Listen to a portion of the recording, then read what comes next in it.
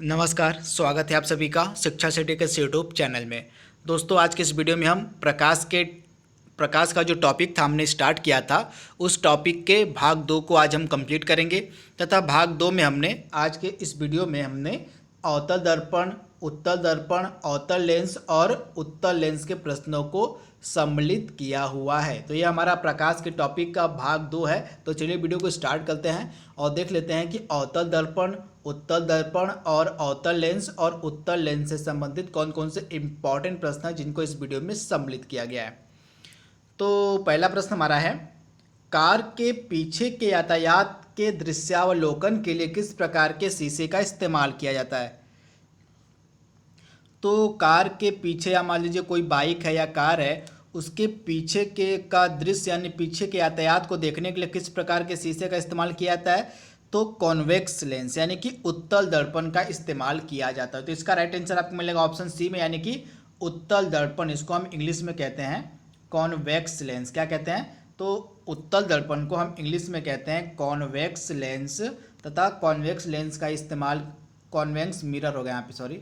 तो convex mirror का इस्तेमाल किया जाता है कार के पीछे के यातायात को देखने के लिए। तो आप इसे याद रखिएगा, कॉन्वेक्स मिरर यानी कि उत्तल दर्पण। तो आप इसे याद रखिएगा, सुपर इम्पॉर्टेंट ये प्रश्न लगातार एग्जाम में पूछा गया है।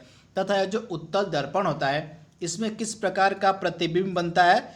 तो उत्तल दर्पण के द्वारा वस्तु का प्रतिबिंब आभासी, आप याद रखिएगा, उत्तल दर्पण के द्वारा जो वस्तु का प्रतिबिंब होता है वह आभासी बनता है, सीधा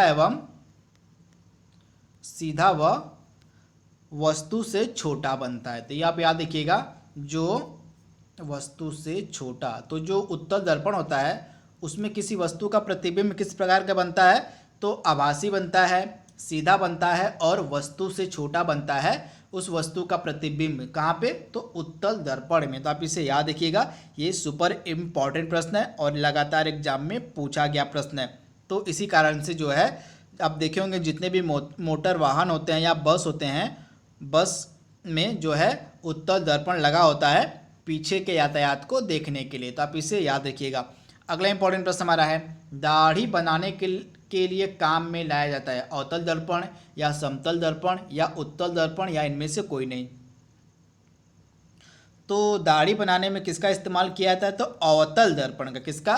तो कॉनकेव मिरर। अवतल को हम कहते हैं कॉनकेव मिरर, यानी कॉनकेव मिरर का मतलब हो गया आपका अवतल दर्पण। तो अवतल दर्पण का जो इस्तेमाल है दाढ़ी बनाने के लिए किया जाता है। तो दाढ़ी बनाने वाला जो शीशा होता है वह अवतल दर्पण होता है। तो आप इसे याद रखिएगा, ऑप्शन जो इसका ए है हमारा बिल्कुल सही है।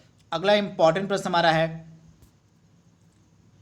खगोलीय दूरदर्शी से बना प्रतिबिंब होता है, मतलब जो खगोलीय दूरदर्शी होती है उसका प्रतिबिंब किस प्रकार का बनता है। तो खगोलीय दूरदर्शी का जो प्रतिबिंब है वह काल्पनिक और बड़ा बनता है। कैसा बनता है? तो ऑप्शन बी इसका बिल्कुल सही है। खगोलीय दूरदर्शी का जो प्रतिबिंब होता है, खगोलीय दूरदर्शी से जो प्रतिबिंब है वह काल्पनिक और बड़ा बनता है। तो ऑप्शन इसका बी बिल्कुल सही है। अगला इंपॉर्टेंट प्रश्न हमारा है, जब दो समानांतर समतल दर्पणों के बीच कोई वस्तु रख दी जाती है तो बनने वाले प्रतिबिंबों की संख्या कितनी होगी। ये लगातार एग्जाम में लगभग 100 से ज़्यादा बार एग्जाम में पूछा गया प्रश्न है कि मान लीजिए कोई समांतर समतल दर्पण है, मान लीजिए ये दोनों समांतर समतल दर्पण है तथा इन दोनों के बीच कोई वस्तु रख दी जाती है तो उस वस्तु की तरह जो प्रतिबिंब बनेगा वह कितना बनेगा, यह आपसे पूछा जा रहा है। तो जो प्रतिबिंबों की संख्या होगी वह अनंत होगी। तो आप इसे याद रखिएगा, ऑप्शन इसका डी बिल्कुल सही है। दो समांतर दर्पणों, समतल दर्पणों के बीच कोई वस्तु अगर रख दी जाती है तो उस वस्तु के द्वारा बनने वाला जो प्रतिबिंब है उसकी जो संख्या है वह अनंत होती है, यानी ऑप्शन इसका डी बिल्कुल सही है। दोस्तों, यह जो प्रश्न है लगातार मतलब 100 से भी ज़्यादा बार एग्जाम्स में पूछा गया प्रश्न है। अगला इंपॉर्टेंट प्रश्न हमारा है, प्रकाश के 7 रंग होते हैं, रंगों को अलग करने की क्या प्रक्रिया होती है, आपसे पूछा जा रहा है। तो जैसा कि आप सभी को पता है प्रकाश के 7 रंग होते हैं। तो प्रकाश के रंगों को अलग करने की प्रक्रिया को हम क्या कहते हैं? तो प्रकाश के रंगों को जो अलग करने की प्रक्रिया, अलग करने का तरीका है वह प्रिज्म होता है। यानी ये मान लीजिए कोई एक प्रिज्म है, मान लीजिए यह प्रिज्म है, इसी प्रिज्म की सहायता से जो है प्रकाश के रंगों को अलग अलग किया जा सकता है। तो आप इसे याद देखिए कि यह प्रिज्म, मान लीजिए उदाहरण से मैं आपको समझा रहा हूँ, यह प्रिज्म है। इस प्रिज्म से जो प्रकाश गुजरता है, जब प्रिज्म के उस पार जाएगा तो जो प्रकाश है वह 7 रंगों में डिवाइड हो जाता है। कितने रंगों में? तो जो प्रकाश है वह 7 रंगों में डिवाइड हो जाता है। जब एक प्रिज्म से प्रकाश आर पार होता है तो जो प्रकाश है वह टोटल 7 रंगों में डिवाइड हो जाता है। तो आप इसे याद रखिएगा, ये 7 रंग कौन कौन से होते हैं, ये भी कई बार एग्जाम पूछा गया प्रश्न है। तो आप याद रखिएगा VIBGYOR,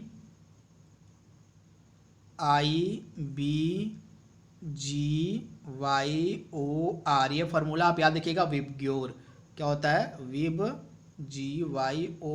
विबग्योर। तो यह फार्मूला अपने दिमाग में बैठा लीजिएगा। इसी फार्मूले की सहायता से आप इन 7 रंगों को याद कर पाएंगे। तो आर से यहाँ पे आपका मतलब हो गया रेड का, यानी कि लाल का, और ओ से मतलब आपका होता है ऑरेंज, यानी कि नारंगी कलर हो जाएगा यहाँ पे।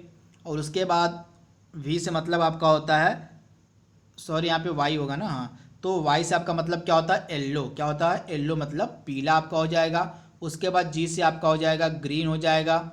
और उसके बाद बी से आपका ब्लू हो जाएगा।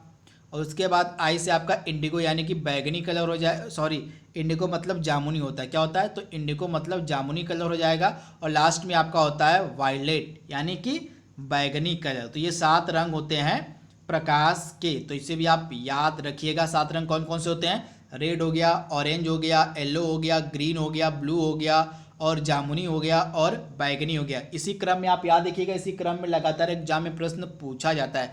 इसमें से जो बैगनी कलर होता है, आप याद रखिएगा, इसमें से जो बैगनी कलर होता है, जो वायलेट होता है, इसकी जो तरंग दैर्घ्य होती है, इसकी जो वेव लेंथ होती है, वो सबसे अधिक मतलब सबसे कम होती है। इसकी वेव लेंथ जो होती है सबसे कम होती है, तथा यह जो स्कैटरिंग होता है, इसका जो प्रकीर्णन होता है वो सबसे अधिक होता है। तो इसे भी आप याद रखिएगा, जो बैगनी रंग का प्रकाश होता है उसका जो प्रकीर्णन होता है वो सबसे अधिक होता है, तथा इसकी वेवलेंथ सबसे कम होती है। और इसके बाद लास्ट जो है आर, यानी रेड है, रेड कलर होता है, इसका जो प्रकीर्णन होता है वो सबसे कम होता है, तथा इसका जो वेवलेंथ होती है वह सर्वाधिक होती है। तो इसके बारे में मैंने पिछले वीडियो में बताया था, जो फर्स्ट पार्ट हमने अपलोड किया था उसमें मैंने इसके बारे में बताया था। तो आप याद रखिएगा ये फॉर्मूला विबग्योर, यानी कि VIBGYOR, इसी फार्मूले की सहायता से आप 7 रंगों को याद कर सकते हैं। अगला इंपॉर्टेंट प्रश्न हमारा है, निम्न में से कौन सा रंग इंद्रधनुष के मध्य में दिखाई देता है? तो इंद्रधनुष के मध्य में कौन सा रंग दिखाई पड़ता है? तो इसके लिए जो मैंने आपको फार्मूला बताया वो आपको याद होना चाहिए, VIBGYOR, यानी हमारे प्रकाश में टोटल 7 रंग होते हैं। तो आपसे पूछा क्या जा रहा है कि इंद्रधनुष जो होता है उसके मध्य में कौन सा रंग दिखाई पड़ता है। तो मध्य में आपके कौन सा रंग यहाँ पे मिलेगा? तो यहाँ पे 7 हो गए, 3 कलर यहाँ से हटा दीजिए आप, 3 कलर यहाँ से। तो मध्य में बच्चा आपका जी, मतलब जी से कौन सा कलर होता है? आपका ग्रीन होता है। तो इस प्रकार से जो ग्रीन होगा वह इंद्रधनुष के मध्य में दिखाई देता है। तो आप इसे याद रखिएगा, इसका राइट आंसर आपको मिलेगा ऑप्शन बी, यानी कि हरा कलर जो होता है वह इंद्रधनुष के मध्य में दिखाई पड़ता है। तो ऑप्शन इसका बी बिल्कुल सही है। अगला इंपॉर्टेंट प्रश्न हमारा है, इंद्रधनुष के 2 सीमांत वर्णपट होते हैं, मतलब इंद्रधनुष के जो 7 रंग होते हैं इसमें आखिरी 2 कलर कौन कौन से होते हैं? तो इसी फार्मूले के द्वारा इसको भी आप सॉल्व कर सकते हैं।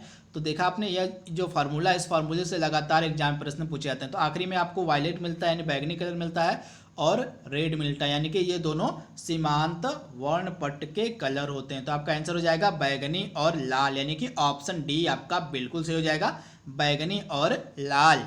अगला इंपॉर्टेंट प्रश्न हमारा है, जल में वायु का जो बुलबुला है जिसकी भांति व्यवहार करेगा वह है।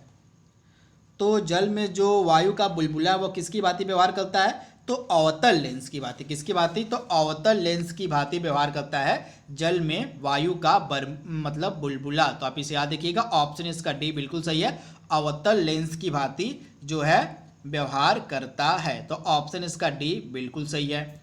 अगला इंपॉर्टेंट प्रश्न हमारा है, किसी व्यक्ति का पूरा प्रतिबिंब देखने के लिए एक समतल दर्पण की न्यूनतम ऊंचाई कितनी होनी चाहिए? तो किसी व्यक्ति का पूरा प्रतिबिंब देखने के लिए एक समतल दर्पण की जो न्यूनतम ऊंचाई है वह कितनी होनी चाहिए? तो व्यक्ति की ऊंचाई की आधा, यानी व्यक्ति दृष्टि के हाइट का आधा होना चाहिए वह समतल दर्पण। तो आप इसे याद रखिएगा, ऑप्शन इसका जो है बी बिल्कुल सही है। व्यक्ति की ऊंचाई का आधा, यानी किसी व्यक्ति का पूरा प्रतिबिंब देखने के लिए एक समतल दर्पण की जो न्यूनतम ऊंचाई है वह व्यक्ति के ऊंचाई की आधा होनी चाहिए। यहाँ पे एच से मतलब आपका होता है हाइट से। अगला इंपॉर्टेंट है, दूरदृष्टि दोष निवारण के लिए काम में क्या लाया जाता है। तो दूरदृष्टि दोष जो होता है वो किससे ठीक किया जाता है, तो उत्तल लेंस से, यानी कि कॉन्वेक्स लेंस से, यानी ऑप्शन इसका बी बिल्कुल सही है।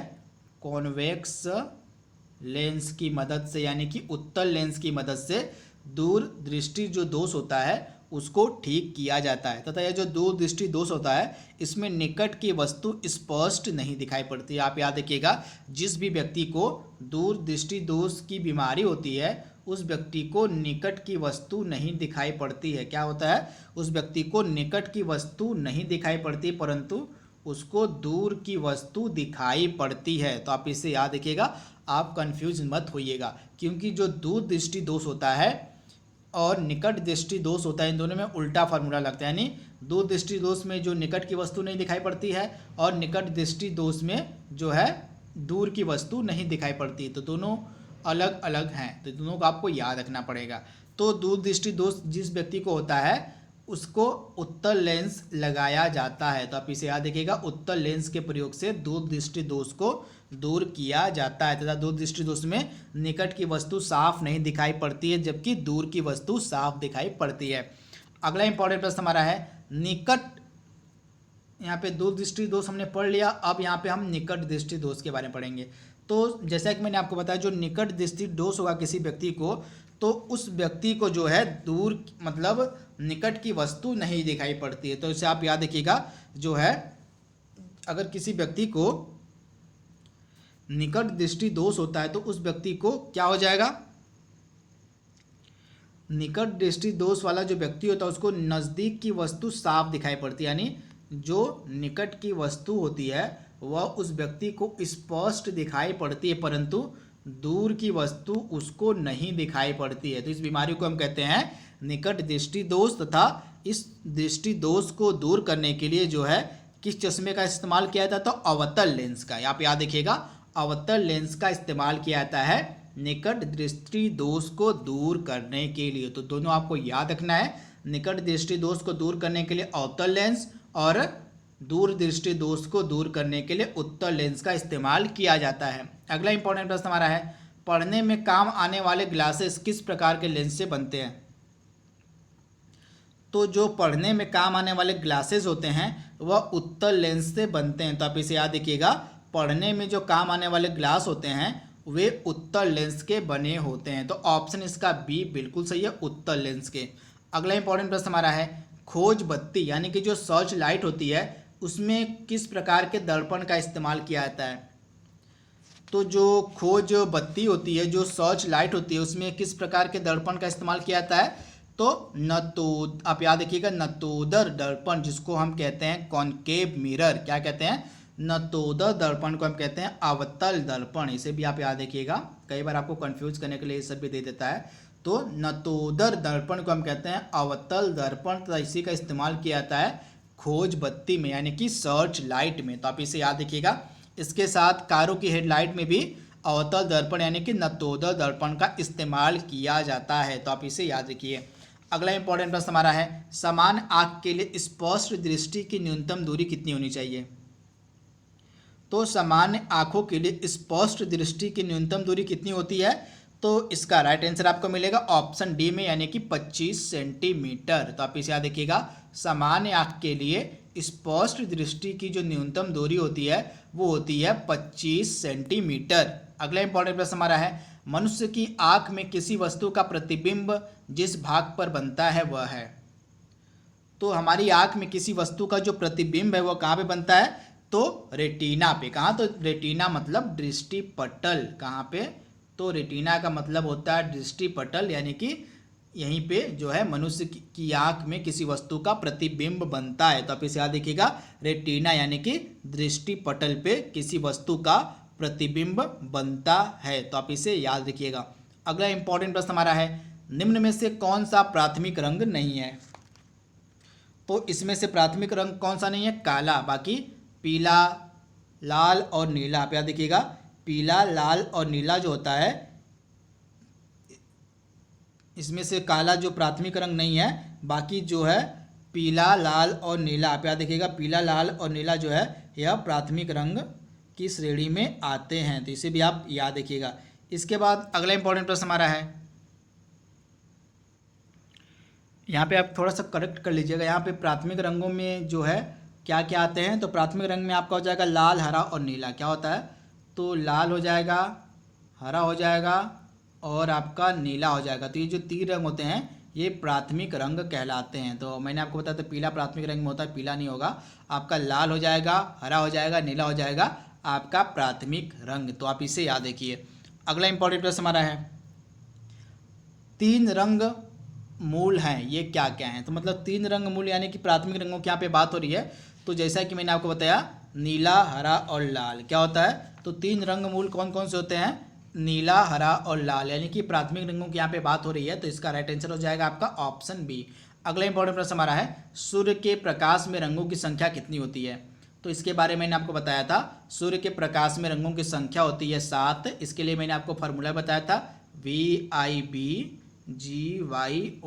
इस फार्मूले की सहायता से आप सातों रंगों का पता लगा सकते हैं। अगला इंपॉर्टेंट हमारा है, निम्न में से किसे लेंस की सहायता से ठीक नहीं किया जा सकता है? तो इसमें से लेंस की सहायता से किसको नहीं ठीक किया जा सकता? तो कलर ब्लाइंडनेस को, यानी वर्णांधता को हम कहते हैं कलर ब्लाइंडनेस। कलर ब्लाइंडनेस, इस बीमारी को जो है लेंस की सहायता से ठीक नहीं किया जा सकता, क्योंकि यह जो होती है अनुवांशिक बीमारी होती है। क्या होती है? आप याद रखिएगा, जो वर्णांधता होती है यह एक प्रकार की अनुवांशिक बीमारी होती है जिसको लेंस की सहायता से ठीक नहीं किया जा सकता। तो आप इसे याद रखिएगा, यह जो वर्णांधता होती है, यह जो कलर ब्लाइंडनेस होता है, यह एक प्रकार की अनुवांशिक बीमारी है जिसमें व्यक्ति जो होता है वह लाल और हरे रंग में विभेद नहीं कर पाता है।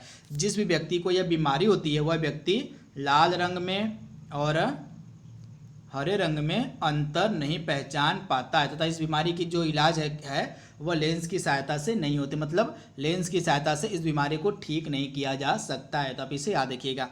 अगला प्रश्न हमारा है, टेलीविज़न मतलब रंगीन टेलीविज़न के प्राथमिक रंग कौन कौन से होते हैं? तो रंगीन टेलीविज़न के प्राथमिक रंग कौन कौन से होते हैं? तो लाल, हरा और नीला। क्या हो जाएगा? रंगीन टेलीविज़न के जो प्राथमिक रंग होते हैं वो होते हैं लाल, हरा और नीला, यानी ऑप्शन इसका ए बिल्कुल सही है।